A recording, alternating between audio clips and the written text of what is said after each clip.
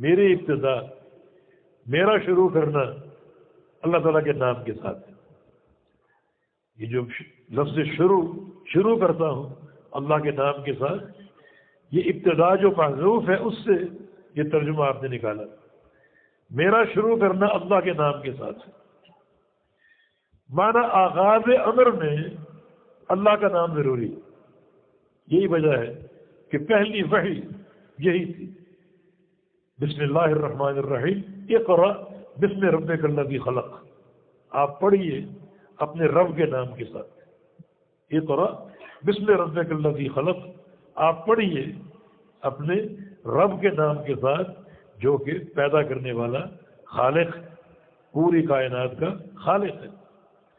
یہ آغاز دین ہے، آغاز شریعت ہے جو اللہ کے نام پر ہوئی، جس میں ایک تنبیہ اور تنویہ موجود ہے کہ ہر کام کا آغاز اللہ کے نام کے ساتھ۔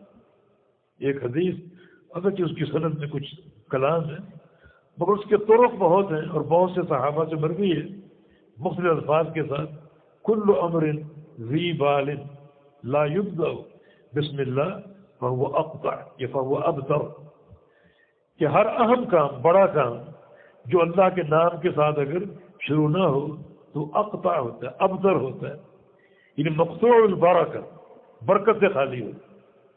جس کام کے آغاز میں اللہ کا نام آ جائے وہ کام بابرکت ہوگا، اور جس کام کا آغاز اللہ تعالیٰ کے نام کے بغیر ہوگا اللہ اس کام کو برکت سے خالی کر دے گا۔